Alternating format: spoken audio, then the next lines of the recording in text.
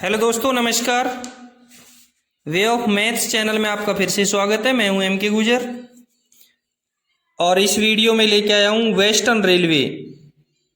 पश्चिमी रेलवे में दिनांक 10 अगस्त 2024 को अहमदाबाद डिवीजन में एक शंट मास्टर का पेपर हुआ है। उस पेपर का दूसरा भाग वेस्टर्न रेलवे में अहमदाबाद डिवीजन में शंट मास्टर के पेपर का दूसरा भाग दिनांक 10 अगस्त 2024 को। इसका पहला भाग पहले हल करवा दिया गया है, जिसके क्वेश्चन नंबर 1 से लेकर के 30 तक देख सकते हैं। उसका लिंक डिस्क्रिप्शन में दे रखा है।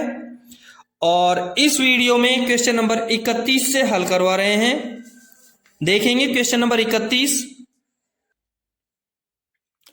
रन थ्रू गुजरती हुई ट्रेन में क्या चेक करना होता है? रन थ्रू गुजरती हुई ट्रेन में क्या चेक करना होता है? ए में दे रखा है हैंगिंग पार्ट, बी में दे रखा है होट एक्सल, सी में दे रखा है बोथ ए एंड बी। और ध्यान रहे, चलती हुई गाड़ी रन थ्रू निकलती हुई ट्रेन में हैंगिंग पार्ट और होट एक्सल दोनों देखने होते हैं। इसलिए 31 नंबर के क्वेश्चन का करेक्ट आंसर रहेगा सी। क्वेश्चन नंबर 31 का करेक्ट आंसर रहेगा सी। क्वेश्चन नंबर 32 देखेंगे। रेल फ्रैक्चर का पता चलने पर की गई कार्यवाही। ए में दे रखा है सक्षम प्राधिकारी द्वारा प्रमाणित होने तक रेलगाड़ियों की आवाजाही रोक दी जानी चाहिए। बी में दे रखा है ट्रेन को सीमित गति से गुजारा जाना चाहिए। सी में दे रखा है ट्रेन को सामान्य गति से गुजारा जाना चाहिए। करेक्ट आंसर रहेगा इसका ए। 32 नंबर के क्वेश्चन का करेक्ट आंसर रहेगा ए। रेल फ्रैक्चर का पता चलने पर सक्षम प्राधिकारी द्वारा प्रमाणित होने तक रेलगाड़ियों की आवाजाही रोक दी जानी चाहिए। करेक्ट आंसर हुआ ए। क्वेश्चन नंबर 33 देखेंगे। कोचों को जोड़ने के संचालन के दौरान ट्रैक संरेखण होना चाहिए, सीधा होना चाहिए या कैसा होना चाहिए?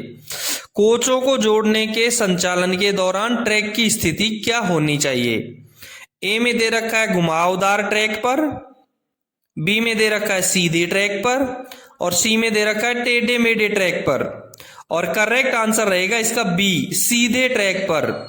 कोचों को जोड़ने के लिए संचालन के दौरान ट्रैक सीधा होना चाहिए, यानी कोचों को जोड़ने का जो संचालन होगा वो सीधे ट्रैक पर होगा। 33 नंबर के क्वेश्चन का करेक्ट आंसर होगा बी। 33 नंबर के क्वेश्चन का करेक्ट आंसर होगा बी। क्वेश्चन नंबर 34 देखेंगे। यातायात संपार फाटक की श्रेणी का निर्धारण करने हेतु की जाने वाली सेंसस किसके द्वारा आदेशित की जाती है? ए में डीआरएम, बी में सीनियर डीओम, सी में पीसीओएम और डी में पीसीएसओ। मैं पहले सबकी फुल फॉर्म बता देता हूं आपको। DRM division rail manager, B में senior DOM, senior division operation manager, C में PCOM principal chief operation manager और डी में पीसीएसओ दे रखा है प्रिंसिपल चीफ सेफ्टी ऑफिसर। यातायात संपार फाटक की श्रेणी का निर्धारण करने हेतु जो सेंसस की जाती है उसको डीआरएम आदेशित करता है। इसलिए क्वेश्चन नंबर 34 का करेक्ट आंसर रहेगा ए, डीआरएम। क्वेश्चन नंबर 35 देखेंगे। How many BOXN wagon are required for standard rake of BOXN? कितने बॉक्सन वैगन की रिक्वायरमेंट है, आवश्यकता होती है एक स्टैंडर्ड बॉक्सन के स्टैंडर्ड रैक के लिए? एक मानक रैक के लिए कितने बॉक्सन वैगन चाहिए? ए में 59, बी में 40, सी में 42 और डी में 50 दे रखा है।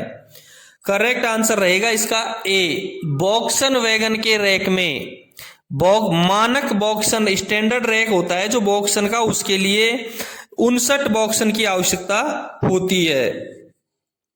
सेम इसी तरीके से आता है बीसीएन का मानक रैक कितने वैगनों का होता है? बीसीएन का यदि क्वेश्चन आए बीसीएन का मानक रैक कितने वैगनों का होता है तो उसमें 42 आंसर रहेगा। बॉक्सन का मानक रैक 59 वैगनों का होता है और बीसीएन का मानक रैक 42 वैगनों का होता है। 35 नंबर के क्वेश्चन का करेक्ट आंसर रहेगा ए। क्वेश्चन नंबर 36 देखेंगे। एलएचबी कोच ट्रेन का सामान्य अधिकतम भार खाली जगह होता है। एलएचबी कोच ट्रेन का सामान्य अधिकतम भार कितने कोच होता है? ए में दे रखा है 22, बी में दे रखा है 20, सी में 24 दे रखा है। करेक्ट आंसर रहेगा इसका ए 22। एलएचबी कोच ट्रेन का सामान्य अधिकतम भार 22 कोच होता है। 38 नंबर के क्वेश्चन का करेक्ट आंसर हुआ ए। क्वेश्चन नंबर 36 का करेक्ट आंसर हुआ ए। क्वेश्चन नंबर 37 देखेंगे। Full form of BPC is, BPC का फुल फॉर्म क्या है? ए में दे रखा है ब्रेक पावर सर्टिफिकेट, बी में दे रखा है ब्रेक व्हेन पावर सर्टिफिकेट और सी में दे रखा है brake van parcel certificate. Correct answer रहेगा इसका A brake power certificate. BPC का फुल फॉर्म रहेगा ब्रेक पावर सर्टिफिकेट। ध्यान रहे बीपीसी सीएनडब्ल्यू के निरीक्षण करता जो अधिकारी होता है एसएससी या जेई द्वारा जारी किया जाता है। बीपीसी सीएनडब्ल्यू के कर्मचारी द्वारा जारी की जाती है। ठीक है। 37 नंबर का क्वेश्चन का करेक्ट आंसर हुआ ए। 38 नंबर का क्वेश्चन देखेंगे। जिस वैगन के कोड के अंत में HL लिखा हो उसका क्या अर्थ है? किसी वैगन के कोड के अंत में HL लिखा है उसका क्या अर्थ है? ए में हैवी लोड, बी में हाई लेवल, सी में high speed bogie and high axle load. Correct answer रहेगा इसका C high speed bogie and high axle load. किसी वैगन के कोड के अंत में HL लिखा है उसका अर्थ होता है high speed bogie and high axle load. इसलिए 38 नंबर के क्वेश्चन का करेक्ट आंसर हुआ सी।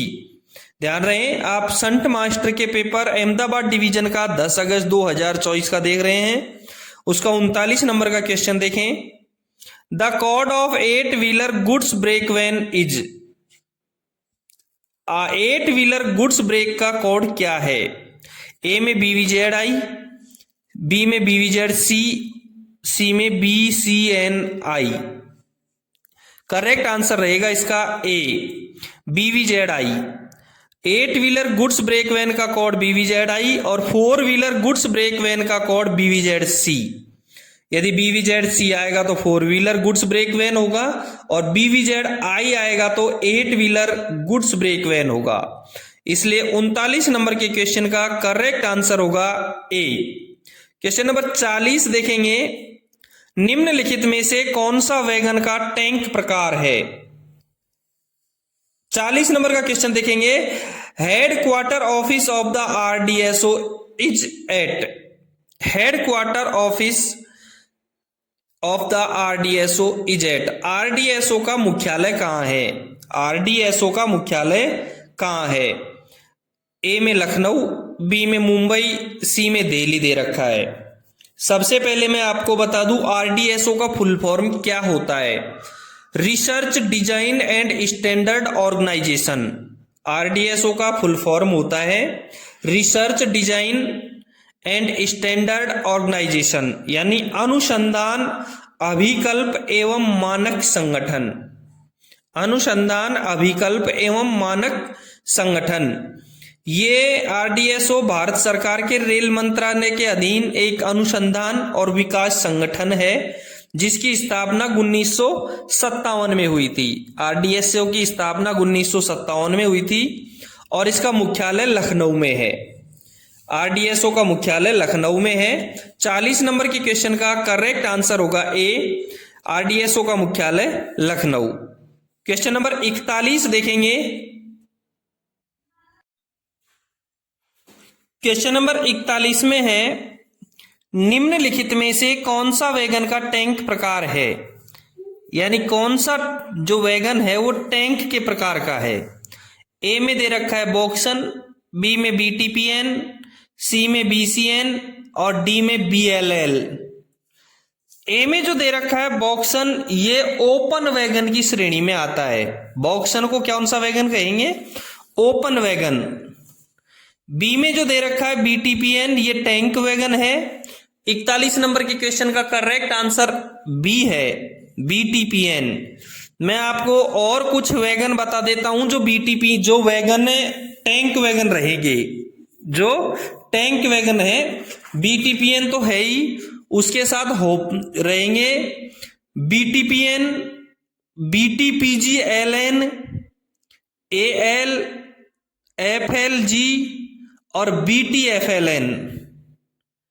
BCN रहेंगे वो हॉपर वैगन कहलाते हैं। BCN कौन से?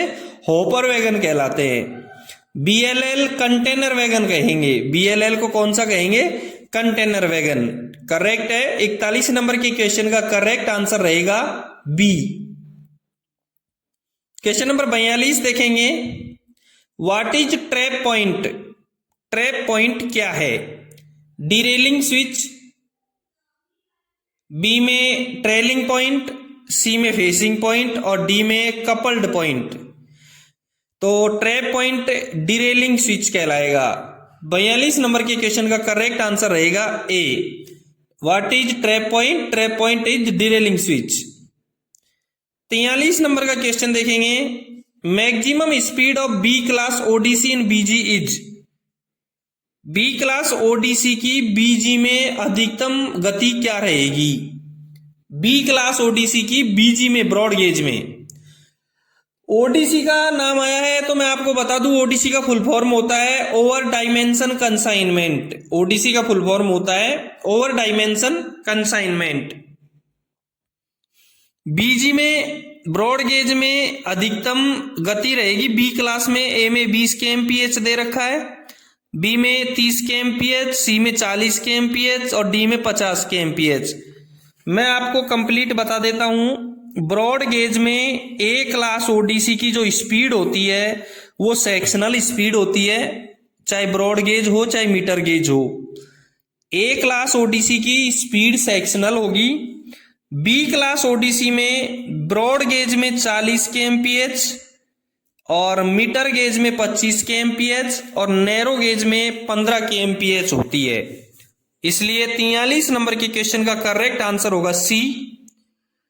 और सी क्लास ओडीसी की ब्रॉड गेज में 25 kmph और मीटर गेज में भी 25 kmph और नैरो गेज में 15 kmph गति होती है। ए क्लास ओडीसी की जो परमिशन है वो डिवीजन के अंदर चलने के लिए डीआरएम देता है और इंटर डिवीजन और इंटर रेलवे चलाने के लिए पीसीओम देता है। बी क्लास ओडीसी की परमिशन इंटर डिवीजन यानी डिवीजन के अंदर चलाने के लिए डीआरएम देगा और इंटर डिवीजन और इंटर रेलवे चलाने के लिए पीसीओम देता है। और सी क्लास ओडीसी की परमिशन सीआरएस देता है। सी क्लास ओडीसी की परमिशन सीआरएस देता है। ए क्लास ओडीसी और बी क्लास ओडीसी दिन और रात दोनों में चलाई जा सकती है, जबकि सी क्लास ओडीसी केवल दिन में चलाई जा सकती है। ये था 43 नंबर के क्वेश्चन का करेक्ट आंसर सी। 44 नंबर का क्वेश्चन देखेंगे।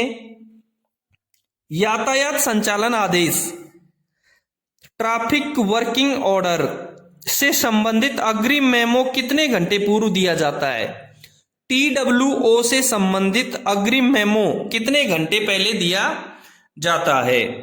ए में 12 घंटे, बी में 24 घंटे, सी में 48 घंटे और डी में 72 घंटे दे रखा है। करेक्ट आंसर रहेगा इसका सी।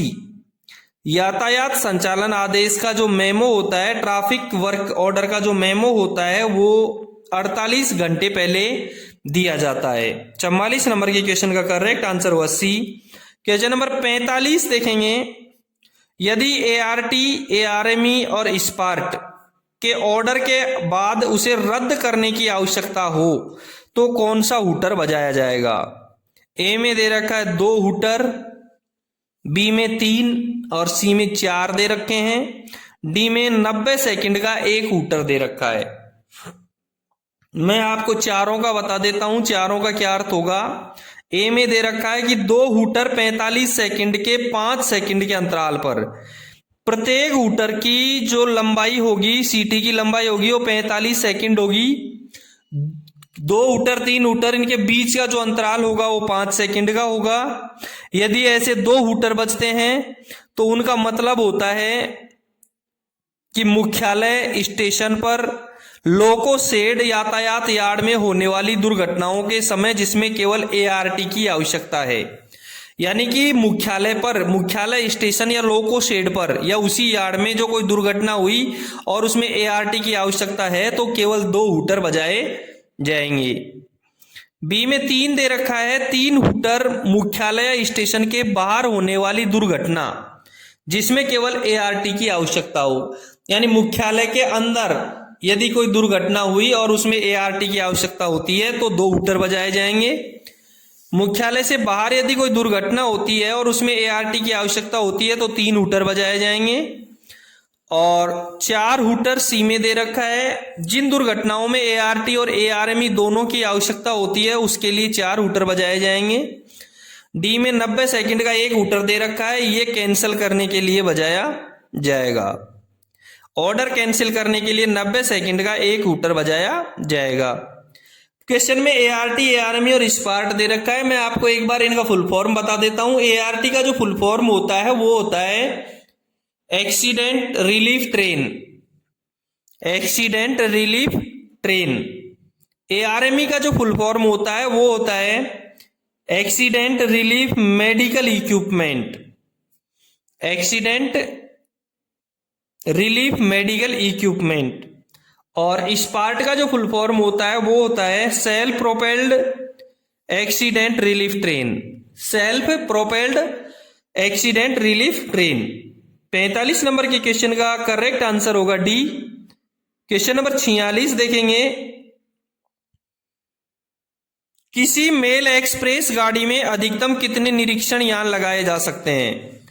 किसी मेल एक्सप्रेस गाड़ी में अधिकतम कितने निरीक्षण यान लगाए जा सकते हैं? ए में 2 दे रखा है, बी में 1, सी में 3 दे रखा है, डी में 4। और करेक्ट आंसर होगा इसका बी। किसी मेल एक्सप्रेस गाड़ी में अधिकतम 1 निरीक्षण यान लगाया जा सकता है।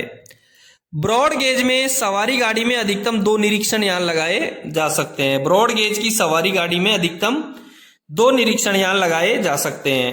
46 नंबर के क्वेश्चन का करेक्ट आंसर होगा बी। 47 नंबर का क्वेश्चन देखेंगे, ऊंचाई नापने का यंत्र यानी हाइट गेज, ऊंचाई नापने का यंत्र यानी हाइट गेज का किसकी सुरक्षा के लिए लगाया जाता है? हाइट गेज किसकी सुरक्षा के लिए लगाया जाता है? ए में सिग्नल, बी में ट्रेन, सी में ओएचई और डी में लेवल क्रॉसिंग। करेक्ट आंसर होगा इसका सी, ओएचई। ऊंचाई नापने का यंत्र हाइट गेज ओएचई की सुरक्षा के लिए लगाया जाता है। कई प्रश्नों में ओएचई का फुल फॉर्म भी पूछा जाता है। इसी पेपर के लास्ट वीडियो में यानी इससे पिछले वीडियो में पहले भाग में 28 नंबर का क्वेश्चन था, उसमें एक क्वेश्चन था what is the meaning of OHE in IR? OHE का फुल फॉर्म क्या है? ओएचई का फुल फॉर्म होता है ओवरहेड इक्विपमेंट। 47 नंबर में सी में ओएचई दे रखा है, ओएचई का फुल फॉर्म होता है ओवरहेड इक्विपमेंट। 47 नंबर के क्वेश्चन का करेक्ट आंसर हुआ सी। 48 नंबर का क्वेश्चन देखेंगे, किसी यात्री ट्रेन की दुर्घटना में, किसी यात्री ट्रेन की दुर्घटना में यात्रियों के घायल होने पर क्या भेजा जाना चाहिए? यात्री ट्रेन की दुर्घटना में यात्रियों के घायल होने पर क्या भेजा जाना चाहिए? ए में एआरटी, बी में एआरएमई और सी में both ART and ARME. ART का full form accident relief train और एआरएमई का फुल फॉर्म होता है accident relief medical equipment.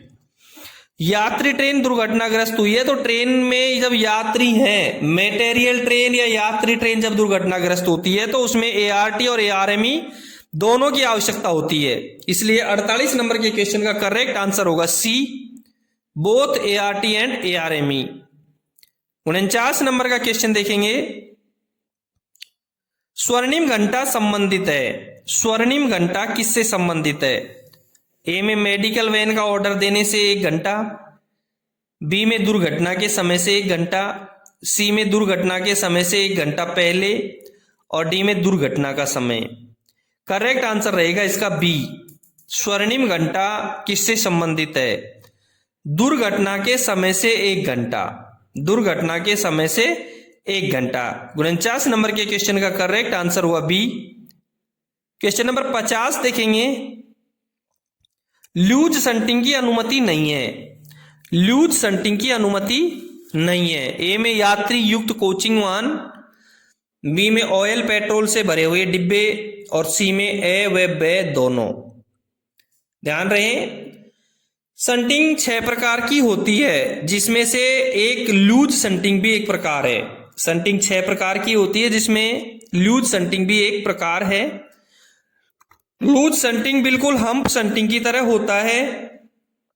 Hump shunting में और लूज संटिंग में केवल इतना अंतर है कि उसमें डिब्बे को हम्प से ढलान पर छोड़ दिया जाता है और इसमें डिब्बे को इंजन द्वारा यार्ड के बाहर खींचकर ले जाया जाता है एवं फिर कपलिंग खोलकर उसे जोर से धक्का मारकर यार्ड की तरफ छोड़ दिया जाता है।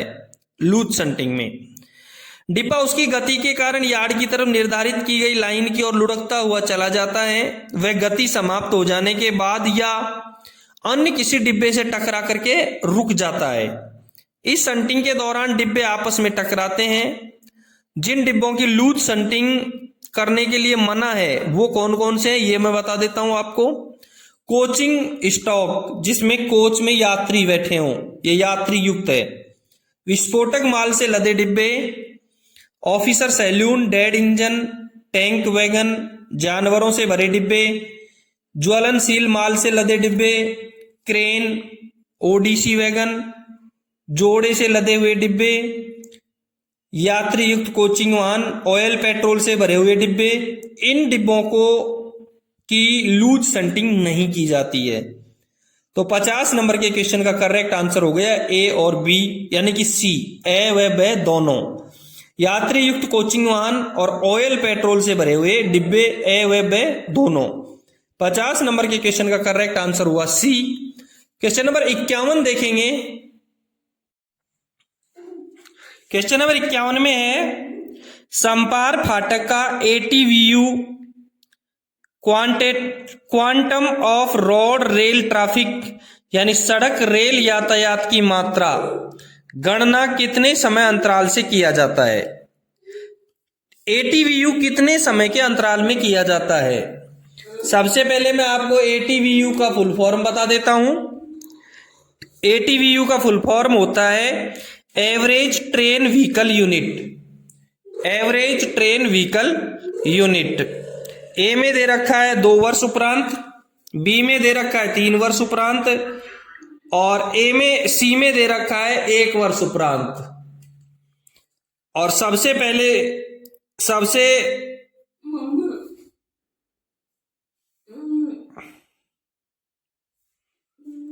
ए में दे रखा है 2 वर्ष उपरांत, बी में दे रखा है 3 वर्ष उपरांत, सी में दे रखा है 1 वर्ष उपरांत और डी में दे रखा है 1 भी नहीं। समपार फाटक का जो टीवीयू है, एटीवीयू है, वो हर 3 वर्ष में किया जाता है। हर 3 वर्ष में किया जाता है, प्रत्येक 3 वर्ष में किया जाता है। ध्यान रहे, एटीवीयू के लिए एवरेज ट्रेन व्हीकल यूनिट निकालने के बाद में गेटों का वर्गीकरण किया जाता है। इससे क्या किया जाता है, गेटों का वर्गीकरण किया जाता है। जिन गेटों का टीवीयू 50,000 से ज्यादा होता है वो स्पेशल गेट होते हैं और जिन गेटों का वर्गीकरण या टीवीयू 50,000 से 30,000 होते हैं वो ए क्लास गेट होते हैं। तो समपार फाटक का एटीवीयू 3 वर्ष के अंतराल में किया जाता है। 51 नंबर के क्वेश्चन का करेक्ट आंसर हुआ बी। क्वेश्चन नंबर 52 देखेंगे। Name of senior DOM Ahmedabad. Senior DOM Ahmedabad का क्या नाम है। लोकेश कुमार, सुधीर कुमार, विकास गढ़वाल और जेनिया गुप्ता। जिस समय ये पेपर हुआ था उस समय सीनियरडियम जेनिया गुप्ता थी। वर्तमान में आप अपने हिसाब से देखें। 52 नंबर का करेक्ट आंसर एग्जाम के हिसाब तारीख के हिसाब से डी था। क्वेश्चन नंबर 53 देखेंगे। What is the code of broad gauge LHB coaching stock 2S। LHB broad gauge के कोचिंग स्टॉक में 2S का कोड क्या है? 2S का कोड क्या है? ए में दे रखा है LWSCZ, बी में दे रखा है LWCBAC, सी में दे रखा है LWLRRM और डी में दे रखा है LCN। जिन कोचिंग स्टॉक के आगे L लगा हुआ है निश्चित रूप से वो LHB होगा, और 2S का LHB में 2S का जो कोड है वो है LWSCZ। ए इसका आंसर सही रहेगा। क्वेश्चन नंबर 53 का करेक्ट आंसर हुआ ए। क्वेश्चन नंबर 54 देखेंगे, broad gauge bogie covered auto car carrier wagon का नाम क्या है? Broad gauge bogie covered auto car carrier. A में BLC दे रखा है, बी में NMG, सी में BCA CBM और डी में BCNHL। सी में जो BCNHL दे रखा है ये कवर्ड वैगन का कोड है, और broad gauge bogie covered auto car carrier wagon होता है BCA CBM। 54 नंबर के क्वेश्चन का करेक्ट आंसर हुआ सी। क्वेश्चन नंबर 55 देखेंगे, डेड इंजन को यदि SLR LR के पीछे लगाया जाए तो क्या सावधानी रखनी चाहिए? डेड इंजन SLR या LR के पीछे लगा हुआ है। ए में दे रखा है डेड लोको के ब्रेक कार्यशील होने चाहिए, बी में देखा है सहायक लोको पायलट एस्कॉर्ट करेगा, और सी में केवल एक डेड लोको ही रहेगा, और डी में दे रखा है उपरोक्त सभी। करेक्ट आंसर रहेगा इसका डी। डेड इंजन या तो इंजन के साथ में लगाया जाता है, कार्यशील इंजन के साथ में लगाया जाता है। कार्यशील इंजन के साथ में लगाया जाएगा तो उसमें एस्कॉर्ट करने की जरूरत नहीं है। ब्रेक उसके 100% कार्यशील होने चाहिए, और SLR के पीछे लगा हुआ है तो सहायक लोको पायलट उसकी एस्कॉर्टिंग करेगा। उस गाड़ी के गार्ड को यह निश्चित रूप से पता होना चाहिए कि ब्रेक के पीछे SLR या LR के पीछे डेड इंजन लगा हुआ है और उसमें सहायक लोको पायलट बुक किया हुआ है, ये कंपलसरी है, और केवल एक डेड लोको ही लगेगा। यानी क्वेश्चन नंबर 55 का करेक्ट आंसर रहेगा डी। क्वेश्चन नंबर 56 देखेंगे, CC रैक से आप क्या समझते हैं? ए में दे रखा है 30 + 5 दिन की वैधता, बी में दे रखा है निर्धारित रूट के लिए जारी, सी में दे रखा है 3000 या 3500 किलोमीटर के लिए वैध, और डी में दे रखा है उपरोक्त सभी। 56 नंबर के क्वेश्चन का करेक्ट आंसर रहेगा डी।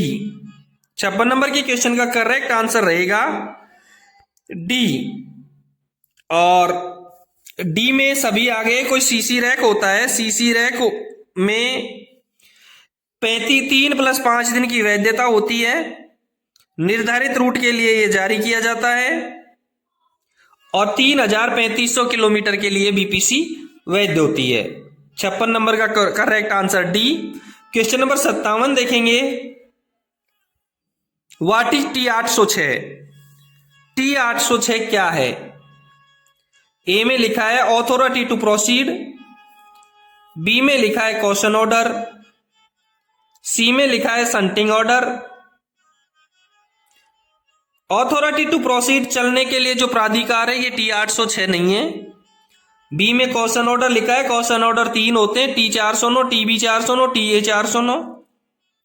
T409 सतर्कता आदेश, TA402 कुछ नहीं सतर्कता आदेश, और TB409 अनुस्मारक सतर्कता आदेश। सी में संटिंग ऑर्डर दे रखा है, संटिंग ऑर्डर ही T806 होता है। 57 नंबर के क्वेश्चन का करेक्ट आंसर हुआ सी। क्वेश्चन नंबर 58 देखेंगे, पेट्रोल टैंक की मालगाड़ी में आगे और पीछे कितने गार्ड वैगन लगाए जाएंगे? पेट्रोल टैंक की मालगाड़ी में आगे और पीछे कितने गार्ड वैगन लगाए जाएंगे? यदि 8 पहिया वाला ब्रेक वाहन न हो तो, 8 पहिया वाला ब्रेक वाहन न हो तो। ए में दे रखा है 1-1, बी में दे रखा है 1 आगे 2 पीछे, सी में दे रखा है 2-2, डी में दे रखा है 2 और 1, और इसका करेक्ट आंसर रहेगा ए। पेट्रोल टैंक की मालगाड़ी में यदि 8 पहिया वाला ब्रेक वाहन नहीं है तो पीछे और आगे दोनों तरफ एक एक गार्ड वैगन अवश्य लगाए जाएंगे। एक एक गार्ड वैगन अवश्य लगाए जाएंगे। 58 नंबर के क्वेश्चन का करेक्ट आंसर हुआ ए। क्वेश्चन नंबर 59 देखेंगे। क्षेत्रीय मुख्यालय में परिचालन विभाग के पीएचओडी अधिकारी का पदनाम क्या है? क्षेत्रीय मुख्यालय जोनल लेवल पर, ऑपरेटिंग डिपार्टमेंट का जोनल लेवल पर सबसे बड़ा अधिकारी पीएचओडी कौन होता है? ए में दे रखा है PCOM, principal chief operation manager. B में PCCM, principal chief commercial manager. Senior DOM, senior division operation manager. और CPTM, chief passenger transportation manager. Correct answer रहेगा इसका ए। जोनल लेवल पर सबसे बड़ा ऑपरेटिंग डिपार्टमेंट का सबसे बड़ा चीफ होता है PCOM, principal chief operation manager. PCCM होता है कॉमर्शियल का, जोनल लेवल पर कॉमर्शियल का सबसे बड़ा जो चीफ होता है पीसीसीएम होता है। और ऑपरेटिंग डिपार्टमेंट का डिवीजन लेवल का जो चीफ होता है वो सीनियर डीओम होता है, वो सीनियर डीओम होता है। ठीक है, 59 नंबर के क्वेश्चन का करेक्ट आंसर हुआ ए। क्वेश्चन नंबर 60 देखेंगे। सी क्लास ओडीसी को चलाने की अनुमति कौन देता है? ए में दे रखा है सीआरएस, बी में दे रखा है पीसीओएम, सी में दे रखा है पीसीएसओ, डी में दे रखा है जीएम। सीआरएस का फुल फॉर्म होता है कमिश्नर ऑफ रेलवे सेफ्टी। पीसीओएम का फुल फॉर्म होता है प्रिंसिपल चीफ ऑपरेशन मैनेजर। पीसीएसओ का फुल फॉर्म होता है प्रिंसिपल चीफ सेफ्टी ऑफिसर। और जीएम का फुल फॉर्म होता है जनरल मैनेजर। सी क्लास ओडीसी, ओडीसी आया है, इसका ओडीसी का फुल फॉर्म होता है ओवर डायमेंशन कंसाइनमेंट। ओडीसी 3 प्रकार की होती है, ए, बी और सी। ए क्लास ओडीसी को डिवीजन में अंदर चलाने के लिए, लोकल ओडीसी हो ए क्लास, उसको चलाने के लिए डीआरएम परमिशन देता है। इंटर डिवीजन और इंटर रेलवे चलाने के लिए पीसीओ अनुमति देता है। बी क्लास ओडीसी को डिवीजन के अंदर चलाने के लिए डीआरएम परमिशन देता है। इंटर डिवीजन और इंटर रेलवे के लिए पीसीओ अनुमति देता है। सी क्लास ओडीसी को चलाने के लिए केवल सीआरएस परमिशन देता है। क्वेश्चन नंबर 60 का करेक्ट आंसर रहेगा ए। दोस्तों ये था अहमदाबाद डिवीजन का संट मास्टर का 10 अगस्त 2024 के पेपर का दूसरा भाग, जिसमें क्वेश्चन नंबर 31 से लेकर के 60 तक हल करवा दिए हैं। यदि आपने चैनल को सब्सक्राइब नहीं किया है तो एक बार चैनल को सब्सक्राइब जरूर करें। आपके डिवीजन या रेलवे में कहीं पेपर हुआ है तो मुझे जरूर भेजें मेरे व्हाट्सएप पर, मेरे टेलीग्राम पर। यदि आपको मेरे द्वारा पढ़ाए गए पेपरों का पीडीएफ चाहिए तो डिस्क्रिप्शन में टेलीग्राम चैनल का लिंक दिया हुआ है, वहां जाएं, क्लिक करें और पीडीएफ डाउनलोड करें। धन्यवाद। फिर मिलते हैं 61 नंबर के क्वेश्चन के साथ अगले वीडियो में।